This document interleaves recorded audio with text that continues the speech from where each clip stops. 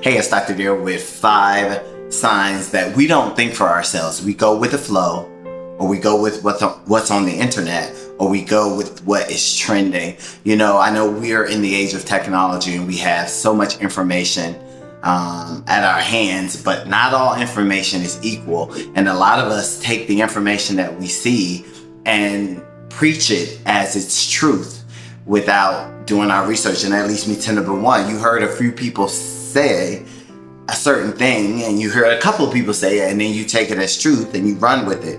And that leads me to number 2 is that you believe everything you hear on the internet, or that you Google. First of all, for like Wikipedia, anybody can go in there and manipulate that information.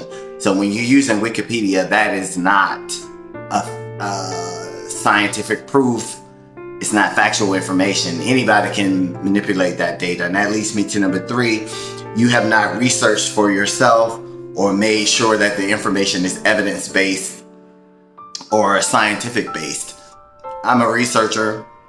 If you bring me something, you gotta have proof that it's viable, it's reliable, it's all of that stuff. And that leads me to number 4. You preach the messages about this stuff like you're an expert, and you try to force that on other people, but you don't have any scientific proof that that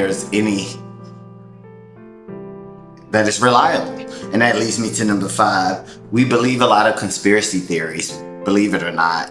Somebody created this, they saw something and they just created this theory, and there's no proof behind it. You know, if you believe it, fine, I love it for you, but don't try to force it on other people. Yeah, that's your belief, and I'm not trying to take that away from anybody. But for me, you bring it to me, you better have evidence-based scientific proof or something to show me that I'm just not going to believe it and run with it.